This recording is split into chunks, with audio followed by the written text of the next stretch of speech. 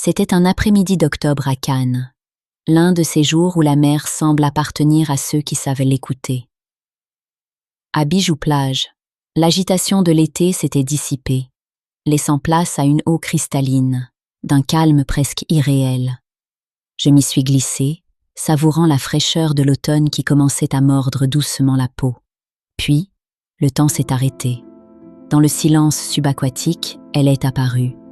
Une silhouette de verre et de lumière, pulsant avec une lenteur hypnotique.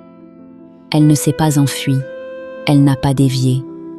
Dans un élan de confiance absolue, elle est venue danser à la pointe de mes pieds, effleurant à peine le sable sous moi, comme une étoile tombée au fond de l'eau. Le monde connaît sa morsure, son venin qui brûle. Mais ce jour-là, la règle s'est brisée.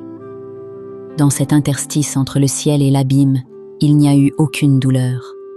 Elle a tournoyé juste là, devant moi, sans me piquer, comme si elle reconnaissait en moi une complice, une admiratrice, ou peut-être un miroir.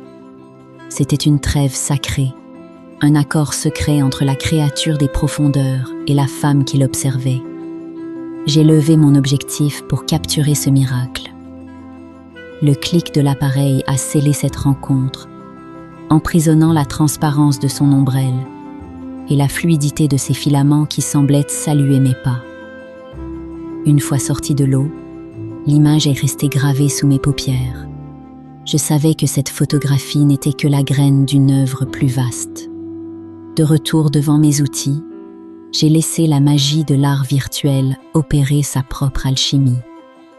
À travers le pinceau numérique et les jeux de lumière artificielle, j'ai cherché à restituer non pas seulement ce que mes yeux avaient vu, mais ce que mon cœur avait ressenti.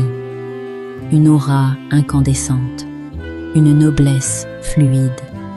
Sur la toile numérique, elle n'est plus seulement une méduse, elle est devenue l'incarnation d'un moment de paix absolue, transcendé par la technologie pour devenir éternelle. Entre les éclats de lumière virtuelle et la profondeur des bleus, elle vit désormais pour toujours. À vous de l'admirer dans votre demeure, cette méduse d'or.